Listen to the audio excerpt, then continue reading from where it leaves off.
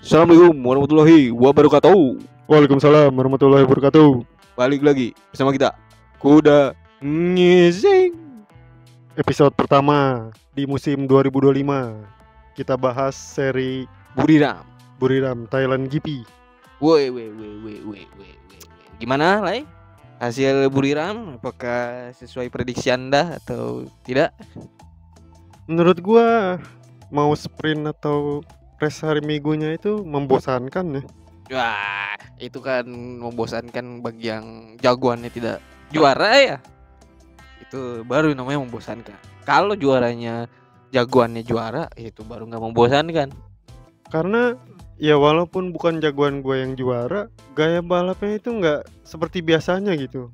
Udah ke satu terus aja, nggak ada entertainnya menurut gua. Jadi bosen lah.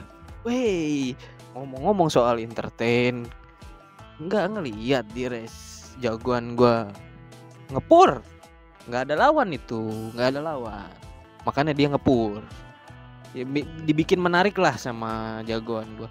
Ya karena kalau kayak gitu ya bisa dibilang ya membosankan sih, karena nggak ada lawan ya. Ya kita lihat hasil di sprint race. Ke satu 93, nomor 2 adanya 73, 7 ketiga 6 ya. gua kira hasil race minggunya tuh berubah gitu, nggak taunya sama aja. Ya jadi membosankan menurut gua. Apalagi dengan cara dia balap di hari Minggu itu menurut gua licik ya. Wah, lu bisa berani-beraninya bilang licik. Kenapa tuh licik lah? Karena dia mulai race itu dengan aturan tekanan ban yang di bawah standar. Kenapa dia lu bilang itu entertain, padahal menurut gue itu cara licik dia. Dia memanfaatkan adanya buat biar tekanan bannya itu nggak melanggar aturan. Karena kalau dia di depan sendirian, itu tekanan bannya naik dan itu bakal kena penalti. Itu namanya bukan licik. Pandai-pandailah berstrategi sebelum ada aturan yang melarang itu. Kalau lu bilang strategi, oke, gue bisa terima. Tapi kan kenyataannya dia memulai race di hari Minggu itu dengan ban tekanannya di bawah standar yang udah disesuaikan. Ya menurut gue itu licik dong.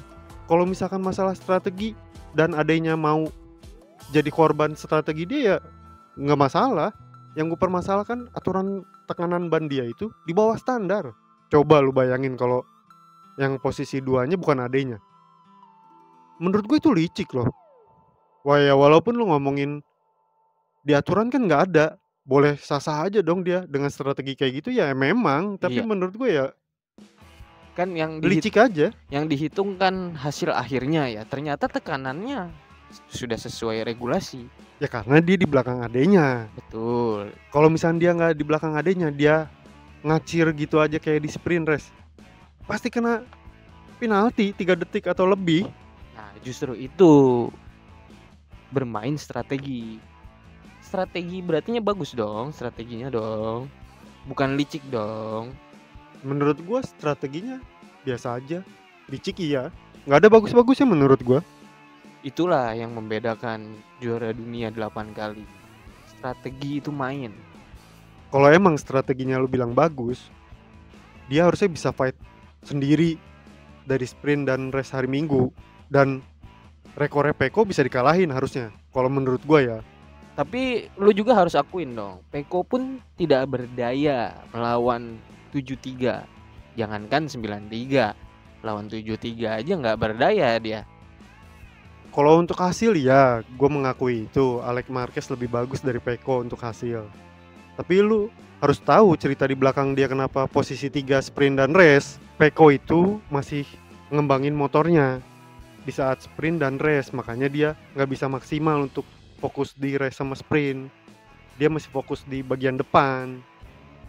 Dan cuma dia yang ngerjain itu, karena pembalap satunya itu emang nggak bisa ngembangin motor dan dia terima beres aja gitu. Katanya Jordan 8 kali, tapi ngembangin motor nggak bisa, nggak mau, bukan nggak bisa. Gini, soal ngembangin motor, bukannya GP25 itu sama dengan GP24? Beda. GM-nya ngomong sendiri loh. GP24 yang dipakai pabrikan itu beda sama GP24 tim satelit.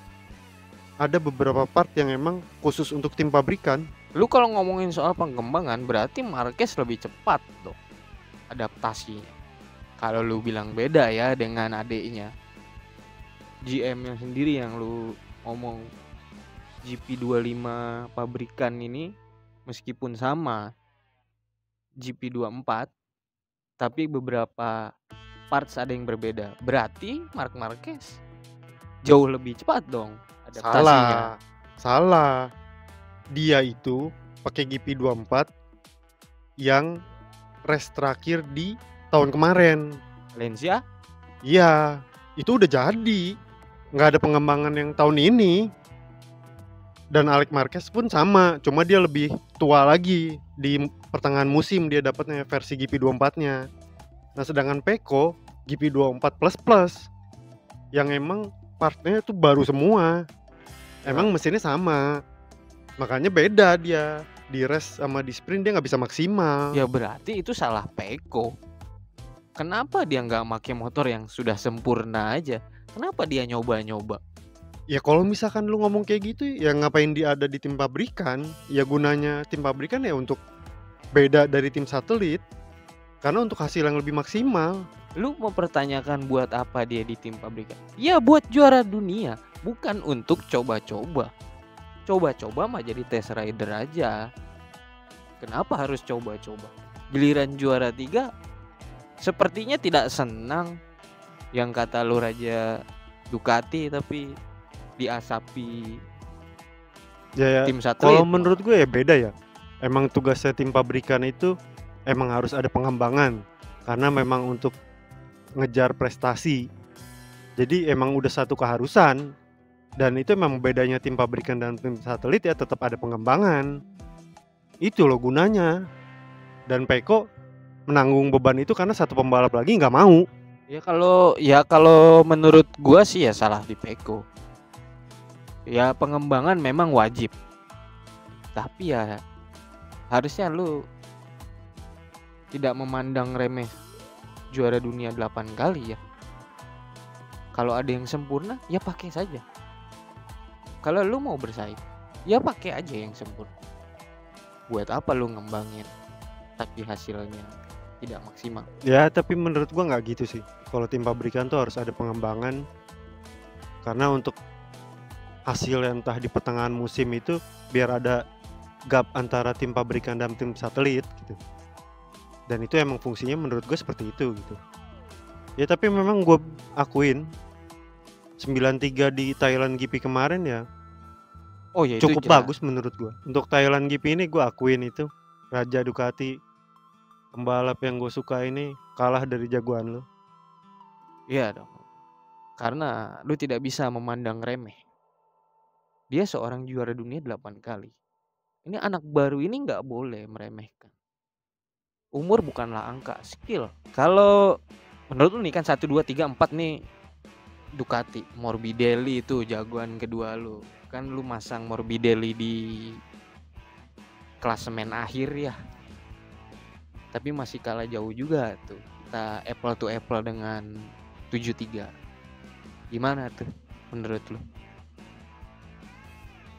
Kalau menurut gue ya untuk Thailand GP ini ya karena pramusim di sirkuit itu juga mungkin karakternya Frankie ini masih belum cocok di Thailand GP.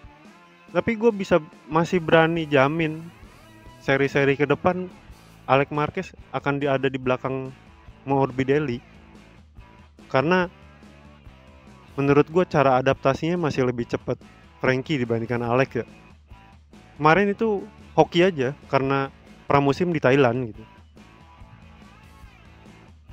Jadi lu masih bisa bilang Morbidelli di atas Alex Marquez. Oh iya, akan selalu seperti itu sampai akhir musim walaupun hasilnya beda. Tapi menurut gua Frankie ini jauh lebih punya skill dibandingkan Alex Marquez menurut gua.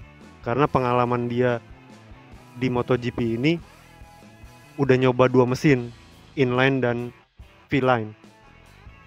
Ya kalau soal pengalaman ya Frankie Morbido memang di atas Alex Marquez. Tapi untuk di Thailand ini itu tidak terbukti ya. Ya kita lihat di seri-seri berikutnya. Ya untuk seri Thailand ini So far baru satu seri, prediksi gue lah tipis-tipis lah ya. Oke, gua mengakui itu.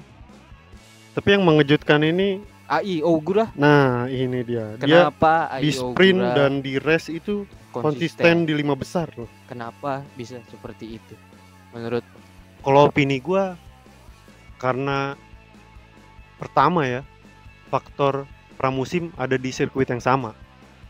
jadinya udah dapat gambaran lah ya. Kalau menurut gua itu pertama. Yang kedua, preferensi pembalap senior yang dia ikutin, Raja Ducati Pecco, dia pas pramusim itu ngikutin gaya balapnya di belakang Pecco langsung selama 13 lap. Menurut gua itu ngebantu dia di Thailand kemarin ini bisa 5 besar.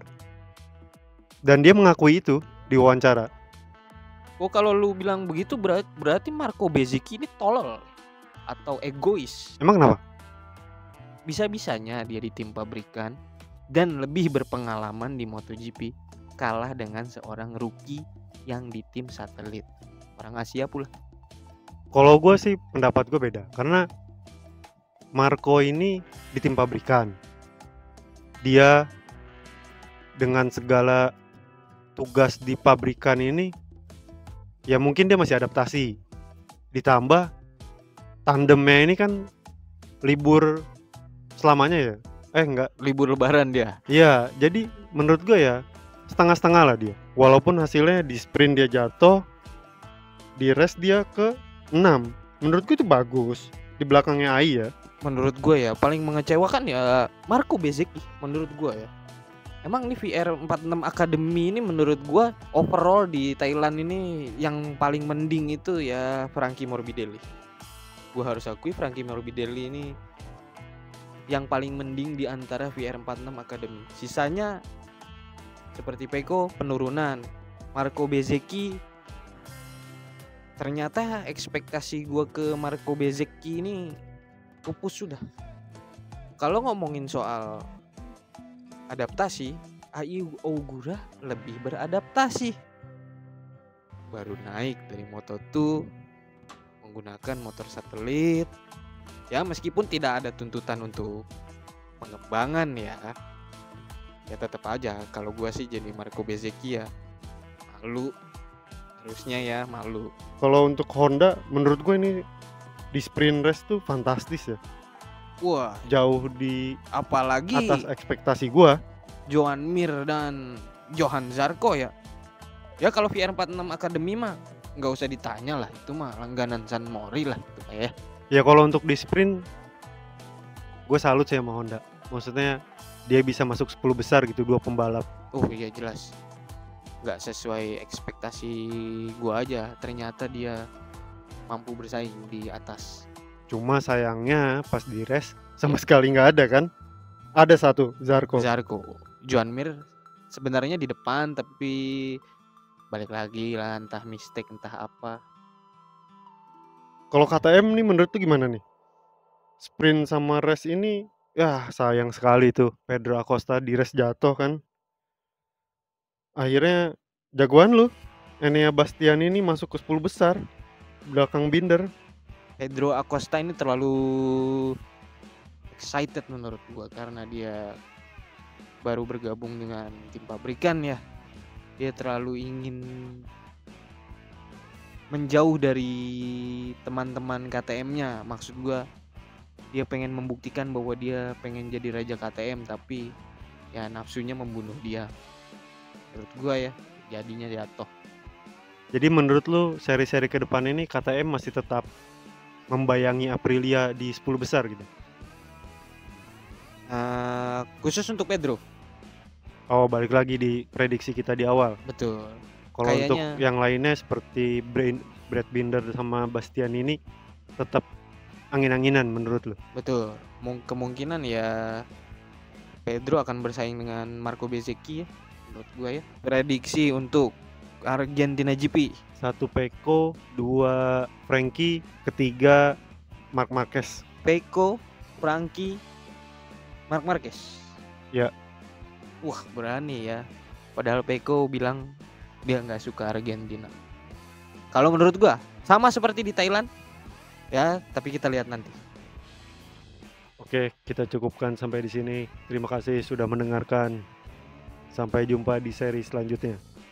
Assalamualaikum warahmatullahi wabarakatuh.